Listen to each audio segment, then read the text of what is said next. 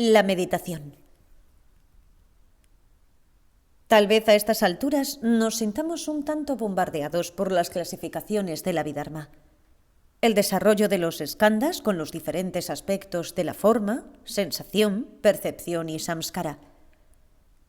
Me parece que sería bueno, por consiguiente, hablar de la práctica de la meditación de una manera muy concreta y ver cómo cuadra con el desarrollo psicológico que hemos estado presentando.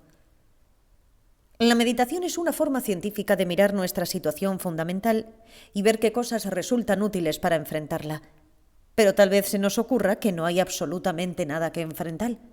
Tal vez deberíamos dejar que todo suceda sencillamente y abandonar la idea de meditar. Esa es otra posibilidad, obviamente, una posibilidad muy tentadora. Pero el motivo que nos lleva a meditar es también muy tentador. Cuando nos ponemos a meditar, empezamos a ver nuestra situación psicológica de una manera muy precisa y directa. Me parece que un problema fundamental que todos tenemos es que somos muy críticos con nosotros mismos, a tal punto que llegamos a ser nuestros propios enemigos. La meditación es una manera de reconciliarse consigo mismo, de aceptarse, de ser su propio amigo. Tal vez descubriremos que no somos tan malos como nos habían dicho. También veremos que la meditación no es algo exótico, tan exaltado y tan fuera de nuestro alcance que nos resulte imposible conseguirlo. Por el contrario, la práctica de la meditación ocurre a un nivel sumamente personal y exige una relación muy íntima con uno mismo. Exige una gran intimidad. No tiene nada que ver con lograr la perfección ni tampoco algún estado absoluto. Meditar es simplemente compenetrarse consigo mismo. Examinar efectivamente y sin avergonzarse su verdadero proceso psicológico. Es compenetrarse total y realmente con lo que uno es. En otras palabras, es hacerse amigo de sí mismo. A menos que podamos hacernos amigos de nosotros mismos, no hay esperanza alguna. Si nos declaramos irrecuperables, si tenemos una visión vil de nosotros mismos, estamos cortando nuestros puentes. Tales actitudes nos obligan a estar siempre buscando algo muchísimo mejor de lo que somos. Tratar de ganarse la carrera a sí mismo cada instante es algo que puede durar para siempre, que puede seguir eternamente, y eso es exactamente lo que hacemos. Así pues, meditar es ponerse en contacto con lo que somos realmente, con todas las cosas burdas, toscas, dolorosas, irritantes y asquerosas que se producen dentro de nosotros. Por muy repugnante que sea nuestro estado de ánimo, debemos examinarlo. Verlo es maravilloso. Descubrir que semejantes cosas existen en su ambiente natural es sumamente hermoso. Es otra dimensión de la belleza de la naturaleza. La gente habla de saber apreciar la belleza natural. Sale a escalar montañas, viaja a África a ver jirafas y tigres, hace todo tipo de cosas. Sin embargo, nadie parece saber apreciar esta belleza natural que es uno mismo. La verdad es que es algo muchísimo más hermoso que la flora y la fauna, muchísimo más fantástico, más doloroso, más pintoresco, más encantador y todo lo demás. La meditación es una forma de adentrarse en esta situación natural y orgánica de lo que somos, de meterse de lleno de manera directa y cabal. Para hacerlo, no nos basta con alquilar un helicóptero y volar al corazón del asunto sin sufrir molestia alguna. No nos alcanzaría el dinero para comprar tan fabuloso aparato. Así que, ¿qué hacer? No nos queda más que caminar, ponernos en marcha e ir andando sencillamente. Tenemos que adentrarnos en los campos de esta belleza natural, íntima, y tenemos que hacerlo a pie. Ese es precisamente el primer paso de la meditación. Adentrarnos en nuestra situación psicológica natural sin tratar de encontrar ningún vehículo turístico de fantasía. No sacamos nada con soñar con algún Land Rover exótico ni con algún helicóptero fantástico. Por lo demás, contentarse con caminar es algo muy agradable. La tradición budista pone a nuestro alcance los descubrimientos de los grandes maestros del pasado, maestros que ya han recorrido este mismo camino. Nos recomiendan técnicas de meditación muy directas, tal como el Anapanasati, identificarse con la respiración, y varias otras prácticas de atención. Estas prácticas son muy válidas para nuestra situación psicológica real. No son juegos de millonarios. No podemos darnos el lujo de hacer visualizaciones exóticas, ceremonias mágicas, ni malabarismos de prestidigitación. Esas son mañas de ricos. Son Land Rovers de lujo, helicópteros, aviones a reacción. Tenemos que trabajar con nuestros propios recursos, empezando en forma modesta, de una manera muy sencilla y corriente. Nuestra situación real, lo que somos en este momento, será el empedrado de nuestro camino. Empezaremos con una técnica simple, como caminar o respirar. No se trata de algo caro, son cosas naturales. Respirar y caminar son acciones que podemos hacer, puesto que de todos modos las debemos hacer. Ese parece ser el punto de partida de la meditación. La relación entre la meditación, entendida de esta manera, y los skandhas es sumamente interesante. Mientras menos disimulemos, mientras más hagamos frente a la base tosca y elemental de nuestro ser, más nos relacionaremos con los skandhas. No nos podemos acercar a los skandhas si nos escondemos detrás de máscaras o si nos disfrazamos con comentarios. Solamente podremos hacerlo si los skandhas están desnudos, al natural, en su estado bruto. Por lo tanto, si nuestra manera de meditar acentúa la forma y los 8 tipos de conciencia, es porque estamos tratando de guardarnos del aspecto evasivo del desconocimiento que se traduce por dolor fundamental, dualidad básica. Estamos intentando relacionarnos con la situación corporal inmediata, que es respirar y caminar. Son cosas que nos resultan muy directas y muy naturales. El dolor y el placer de la sensación no tiene por qué intervenir al respirar o al caminar. Estas actividades son sencillamente una fuente de belleza natural absoluta. En cuanto a la percepción, al respirar y al caminar, no necesitamos echar manos a criterios comparativos ni a nociones relativas de ninguna especie, ni tampoco a lógica alguna, ni a ningún tipo de juego mental. No hacemos más que respirar, caminar e identificarnos con el simple proceso de ser. Por último, a nivel del samskara, respirar y caminar no exige asociaciones con ningún tipo de pensamiento. No tenemos por qué conectarnos con tal o cual pensamiento. Esto nos brinda un montón de posibilidades fascinantes. ¿Qué tal si probáramos el pensamiento virtuoso de la paciencia? ¿O si nos complaciéramos con el pensamiento virtuoso de la no violencia? ¿Y si nos dejáramos llevar por la rabia o arrebatar por la pasión? ¿Y qué tal si nos instaláramos cómodos y satisfechos en el desconocimiento? En el simple respirar y caminar de nuestra práctica de la meditación, no se pueden plantear estas tentaciones porque no son verdaderamente precisas. Les falta la precisión que ofrece la meditación. No tienen un carácter definido y despierto. Esa precisión absoluta que surge al enfrentar la situación real tal como es. Si nos estamos relacionando con la situación real, no necesitamos nada más. En nuestro examen de los 5 skandhas, hemos llegado al punto en que se nos hace claro que no nos queda más que meditar. Esta descripción de la psicología humana en función de los 5 skandhas parece ser la única descripción posible. Nos convence de que no nos queda más que relacionarnos con algo inmediato y fresco. Meditar es como cosechar sus propias hortalizas frescas del huerto en vez de ir al supermercado a comprar productos envasados.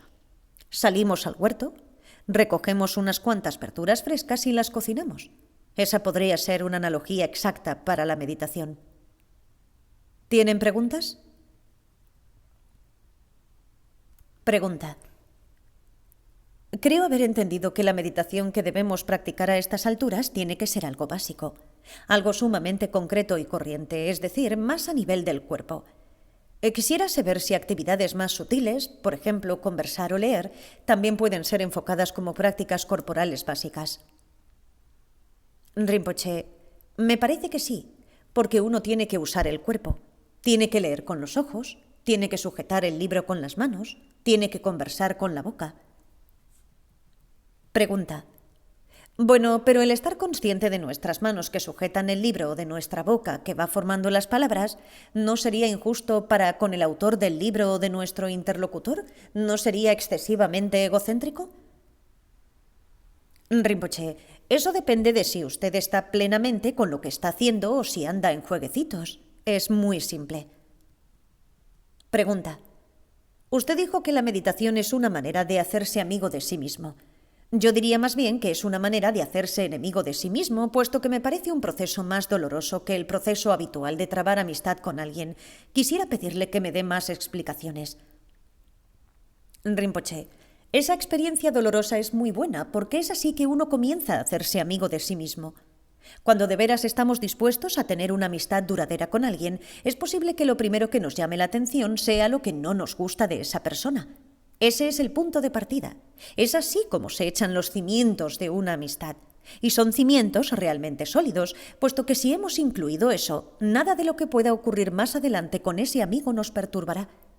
Como conocemos todos los aspectos negativos y no tenemos por qué andar escondiéndonos de ese aspecto de la relación, estamos, por lo tanto, completamente dispuestos a descubrir el otro lado, el lado positivo. Es una manera muy buena de empezar a hacerse amigo de sí mismo y también de los demás. De otra forma, si solo descubrimos los defectos más adelante, nos sentiremos traicionados. Pregunta: ¿cuál es la relación entre los 5 skandhas y la meditación? Rinpoche: esa es toda una pregunta. Los 5 skandhas son 5 etapas de un proceso de desarrollo psicológico, mientras que la meditación no contiene ese desarrollo. La meditación consiste sencillamente en trabajar con la situación que existe antes de que ocurra ese desarrollo y también en seguir trabajando con esa misma situación básica mientras se está produciendo el desarrollo. En otras palabras, consiste en simplificar las cosas en vez de enredarse en las 5 etapas. Estas 5 etapas se vuelven insignificantes o pasan a ser algo puramente externo.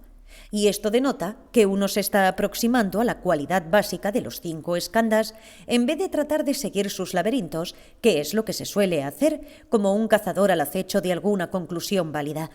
Se trata de llegar al punto fundamental del proceso sin embrollarse en cuestiones secundarias. Con todo, descubrir estos 5 tipos de procesos no deja de ser divertido. Aunque estemos pendientes del punto principal, la presencia de estos 5 procesos nos ayuda a seguir sonriendo.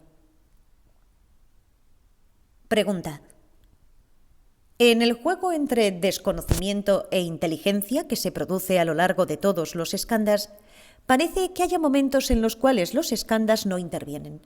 Es como si hubiera una acumulación rapidísima y luego, ¡paf!, el proceso desaparece y después vuelve a empezar.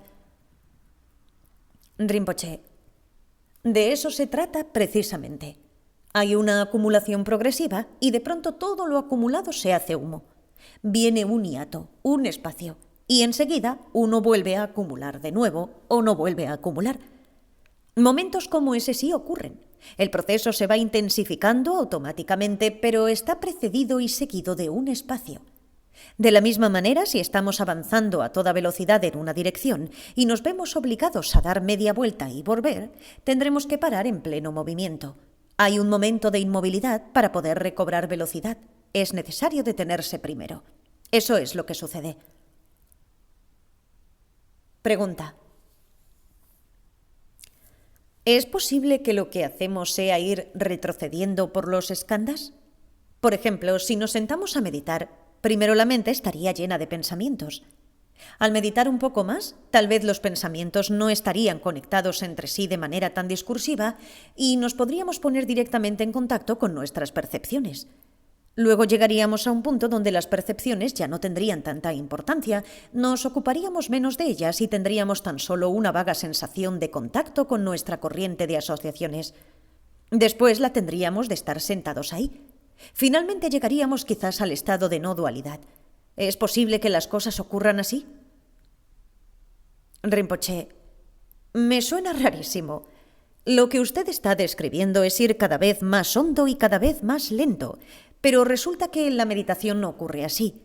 Si nos ponemos a profundizar, yendo cada vez más hondo y más lento, es posible que nos dejemos hipnotizar y que perdamos el contacto con todo. Perderíamos entonces la cualidad dinámica del samskara, de la percepción y de la sensación, las únicas pautas que orientan la actividad búdica en el estado de iluminación. Lo último que queremos es eliminarlas. Por eso no es necesario ir ahondando cada vez más. Lo que sucede al principio, cuando trabajamos con la forma, es que entre el estado despierto y el estado de confusión descubrimos algo extraño, un momento bastante curioso. Es ahí donde debemos golpear primero, tanto en la atención al respirar como en la atención al caminar. Cualquiera que sea nuestra técnica, ese es nuestro punto de partida. Y es precisamente ahí que ocurre la meditación. No tenemos por qué someternos a ningún proceso. El proceso se va dando por sí solo. Lo importante es la precisión y el carácter súbito de ese chispazo que equivale a un primer cuestionamiento intercalado entre la cordura y la insania. Ese primer instante de blanco y negro entre lo borroso y lo nítido es el punto de partida para relacionarnos con la respiración o con la marcha. No tenemos por qué ir más lento, ni mucho menos. La meditación no tiene nada que ver con el metabolismo del yo en ese sentido. Pregunta. El Sutra del Corazón dice que Avalokiteshvara vio que los 5 skandhas son vacíos de naturaleza. ¿Esa vacuidad es lo mismo que el espacio del cual ha estado hablando? Rinpoche, sí. La idea es que se trata de un chispazo. Por eso es importante que la gente se libere del concepto que pueda tener de la meditación, de la idea de que ahora voy a meditar, de cualquier sentido de ritual. Cuando una persona es capaz de relacionarse con su práctica de meditación de forma directa y sencilla, a un nivel cotidiano, con cordura, entonces existe la posibilidad de que perciba la vacuidad de los 5 skandhas. De otra manera, si partimos mal y tratamos de abordar los skandhas uno por uno, sistemáticamente, estos a su vez desarrollarán un sistema. Pregunta. Si tenemos una experiencia de la vacuidad, ¿es posible que esta sea una visión tan aérea como cuando vemos el funcionamiento de una situación hasta en sus más mínimos detalles, cuando vemos lo que va surgiendo cada instante? Rinpoche. Tener una buena fotografía aérea de toda la zona significa que también están incluidos todos los detalles. Llega a ser lo mismo. Si no, no podríamos hablar de visión aérea. No sería más que una imagen desenfocada.